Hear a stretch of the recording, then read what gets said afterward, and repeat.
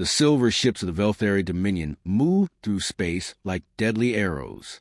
For 2,000 years, they had conquered world after world with cold precision. No mercy, no emotions, just perfect logical destruction. Captain Lee Min-ho pressed his face against a small window of his damaged cargo ship. The human vessel was tiny compared to the massive alien warships surrounding it. His ship's engines were dead, life support failing, and his crew of 12 was unconscious from the gas the aliens had pumped into their air system. Min-ho was awake only because he'd been wearing his emergency breathing mask when the attack began. Now he watched as mechanical arms from the alien flagship reached out and pulled his ship into a docking bay larger than most Earth cities. The cargo ship settled onto the deck with a soft thud. Min-ho could hear the hiss of atmosphere being pumped in around his vessel. Through the window, he saw them approaching.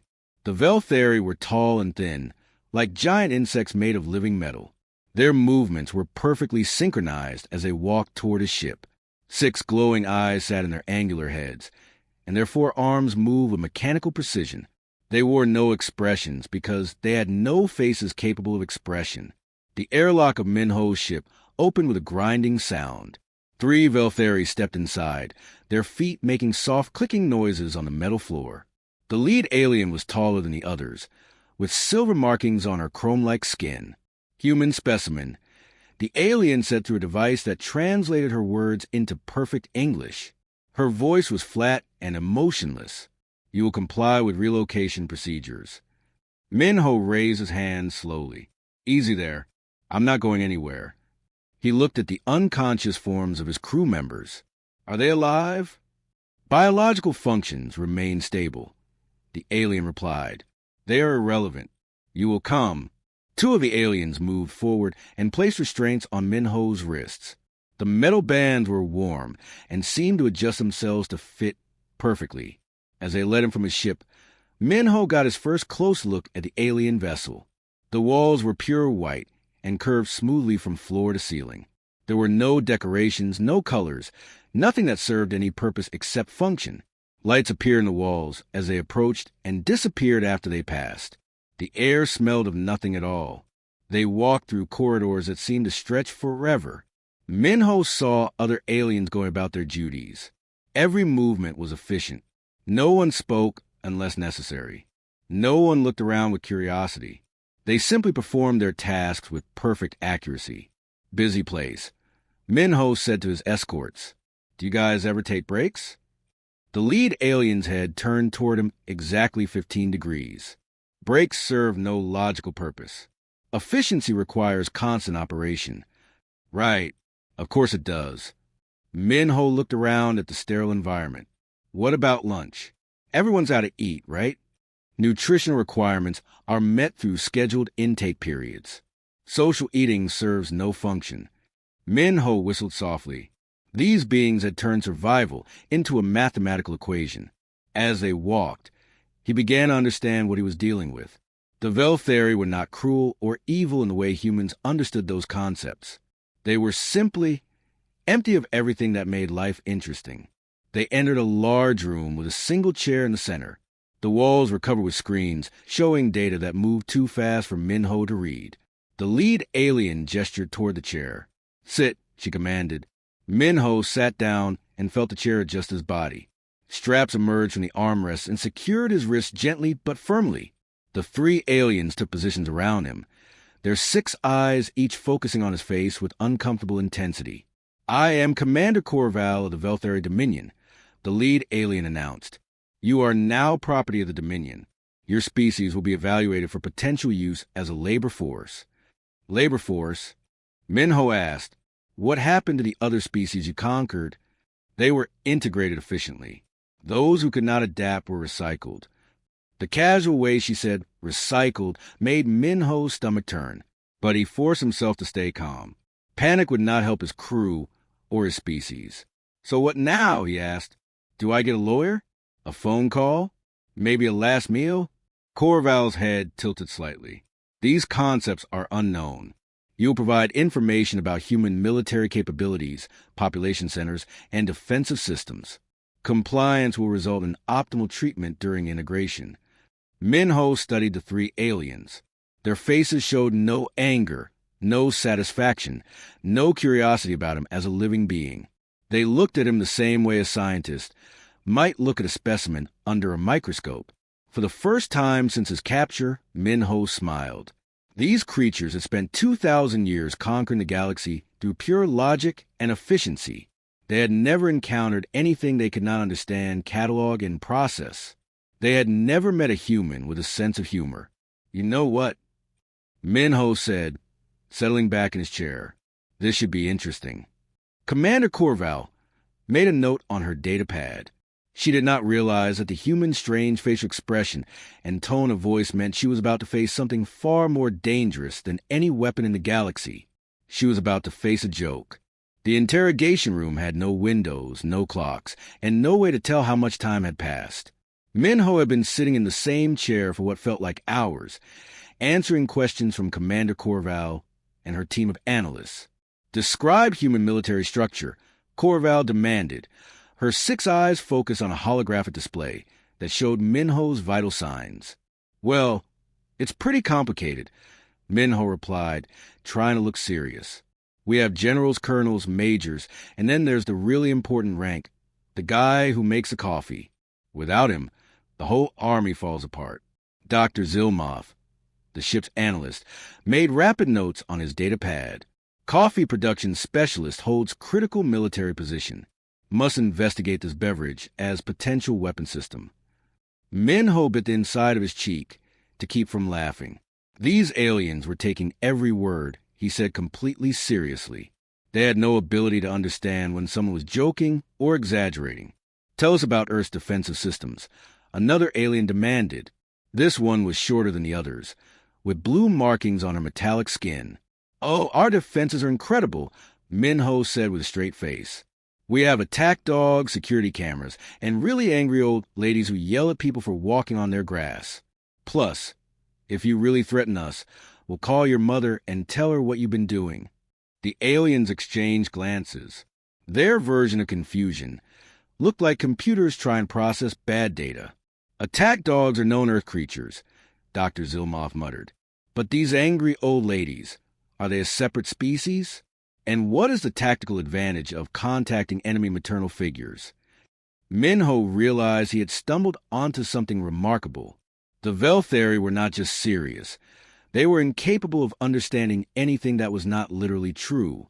Sarcasm, jokes, exaggeration, even simple teasing were completely foreign to them. Over the next several interrogation sessions, Minho began to test this discovery.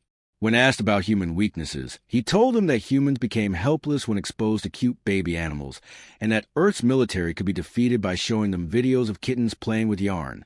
The aliens spent 2 hours analyzing kitten warfare as a potential conquest strategy.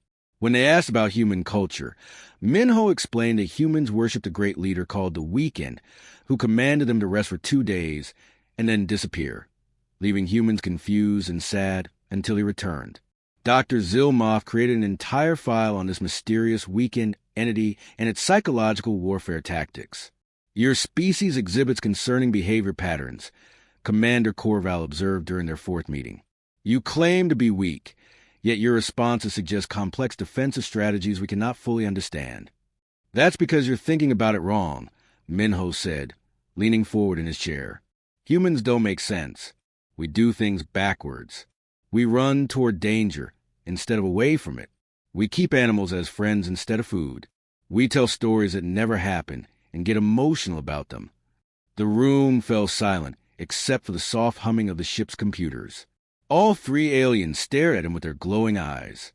"Elaborate on this backward behavior," Corval commanded. Minho saw his opportunity.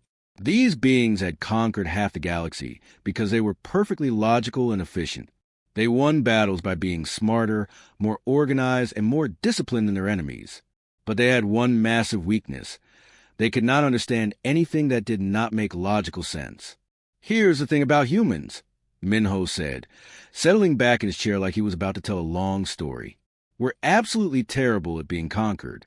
Not because we're strong or smart, but because we're weird." "Define weird," Dr. Zilmoth requested, his mechanical fingers hovering over his data pad. We do things that make no sense, even ourselves, Minho explained. Like, when someone captures us, instead of being afraid or angry, we start wondering if they're okay. We look at our enemies and think, you know what? They probably just need a friend. The aliens' eyes began to flicker in patterns Minho had never seen before. Their computers were working harder, trying to process information that did not fit into their logical categories. We'll fight you, Minho continued. But while we're fighting, we'll also be worried about whether you're eating enough vegetables and getting proper sleep. We'll try to defeat you and take care of you at the same time. Commander Corval's head tilted at an angle that looked almost painful. This behavior serves what tactical purpose? Minho smiled. That's the beautiful part. It serves no purpose at all. It's completely illogical, tactically stupid, and strategically insane. Then why do humans behave this way? Corval asked. Because, Minho said, building up to the moment he had been planning for days. That's the joke. The word joke came out of the translator as a sound the Velthari had never heard before. Their computers began to hum louder as they tried to find a definition for a concept that had no logical equivalent in their language. Minho looked around the room at three of the galaxy's most advanced beings, watching their perfect minds struggle with the simple idea that something could be funny without being useful. Would you like to hear a joke? He asked innocently. The three Velthari aliens stared at Minho with their glowing eyes. The word joke still hung in the air like something dangerous and unknown. Their computers hummed louder as they tried to process what this human word could mean. Define this concept joke, Commander Corval demanded. Her voice carried a slight electronic stutter that had not been there before. Minho looked around the sterile white room. On the walls, data screens flickered as the ship's computers worked to analyze his previous statements. He could see confusion in the aliens' posture. Their perfectly straight spines had slight curves now. Their synchronized movements had become slightly uneven. A joke, Minho said slowly, is when you say something that sounds serious but is actually the opposite of serious. It's when you tell a story that makes people feel happy for no logical reason. Dr. Zilmoth's hands moved rapidly over his data pad. Happy serves no survival function. Why would humans seek purposeless emotional states? That's part of the joke, Minho replied. We do things that don't help us survive. We keep pets that eat our food. We watch movies about people who don't exist. We laugh when nothing funny has happened. The room's lighting flickered.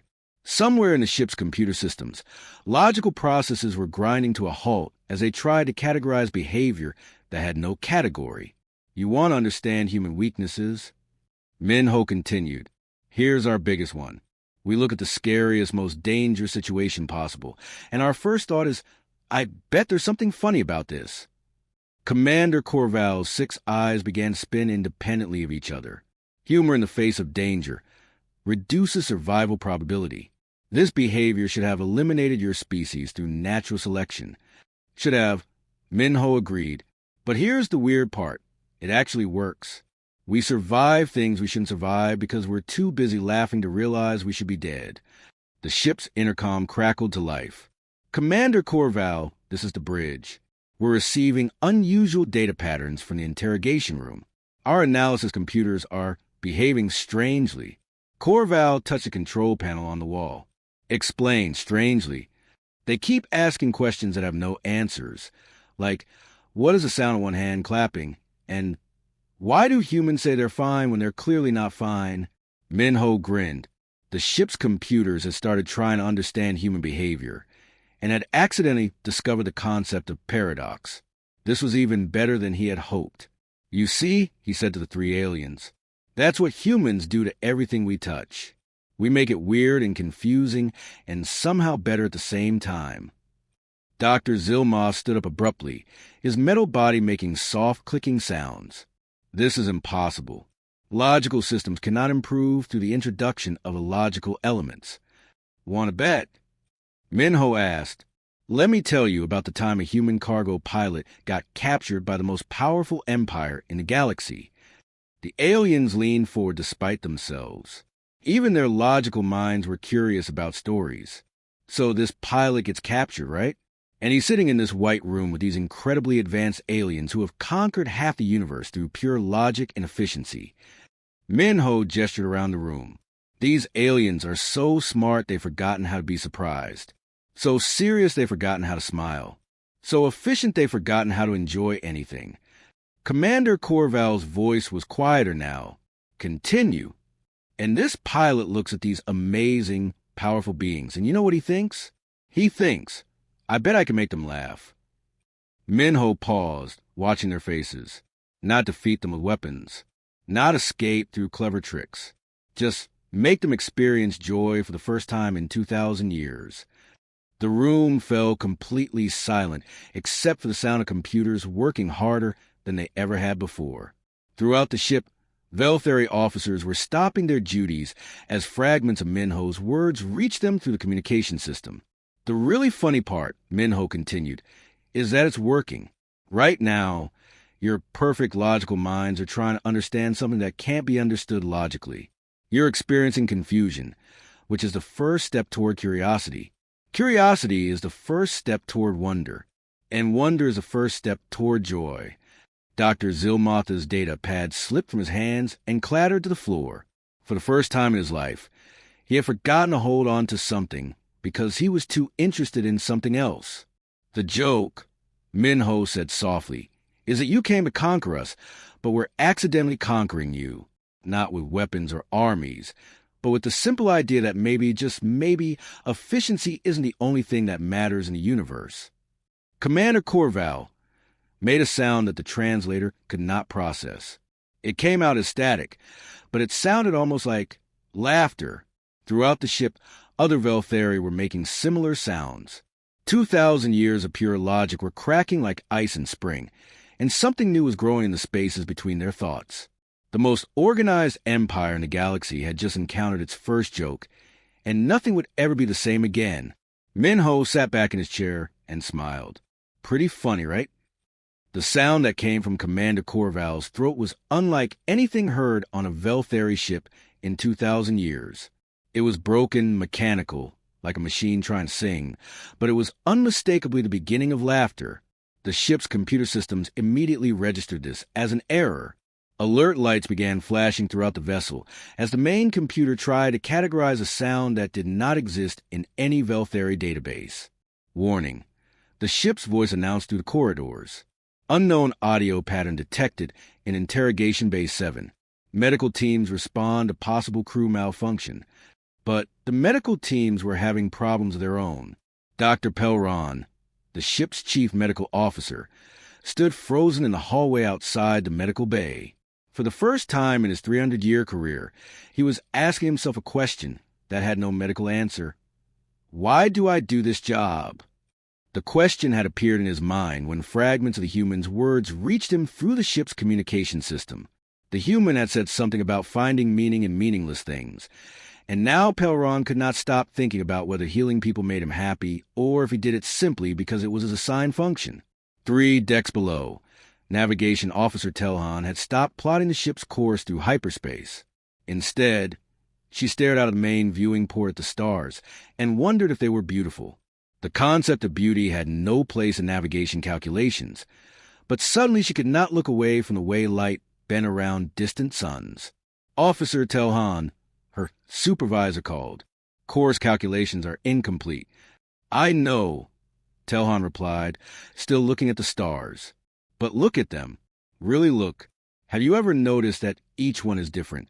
Her supervisor, an ancient Velthari named Kolmesh, moved to the viewing port.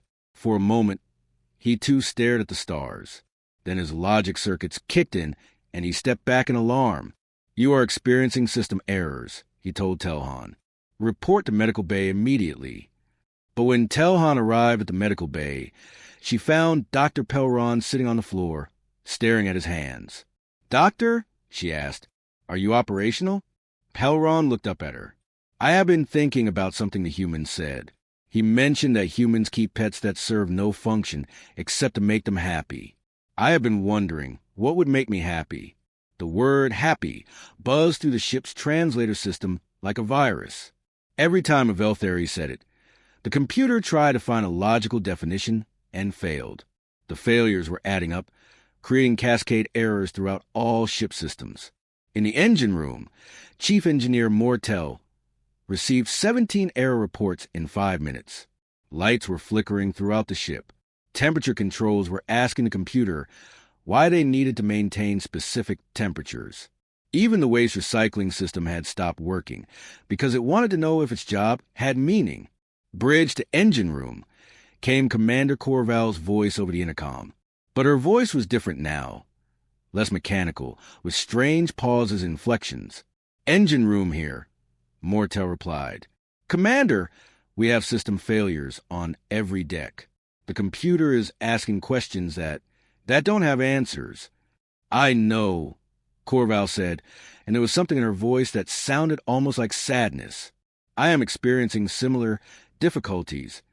Throughout the ship, similar conversations were happening. Velthari, who had not spoken to each other except for work-related matters, were suddenly asking each other personal questions. Security officers were wondering if they enjoyed their jobs. Kitchen staff were asking if food could taste good instead of just providing nutrition. The ship's main computer, overwhelmed by thousands of impossible questions, began to slow down. Warning lights flashed as core systems struggled to operate while simultaneously trying to solve paradoxes like, what's the meaning of meaning? And can something be important if it serves no function? In the communication center, Officer Zelkira was receiving distress signals from other ships in the fleet, but they were not the usual tactical reports. Instead, she was hearing things like, "This is Captain Horvath of the destroyer Eternal Logic. My crew has stopped working and started talking to each other about their feelings." "We're feelings. Over." Communication center, this is the Battleship Perfect Order. We need assistance.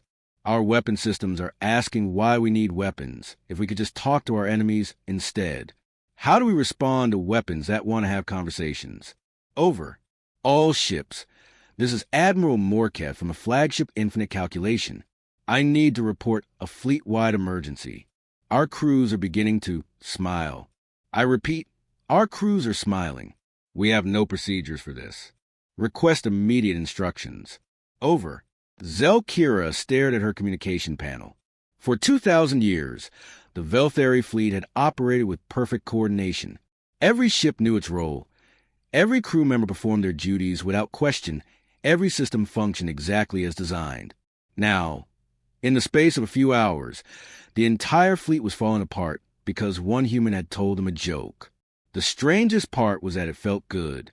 Zelkira found herself making the same broken, mechanical sound that Commander Corval had made. She was laughing, even though she did not understand what laughter was for. All across the ship, Velthari were discovering emotions they had no names for, asking questions they had never thought to ask, and experiencing something that their language could only translate as joy. Their empire was crumbling, and somehow that seemed hilarious.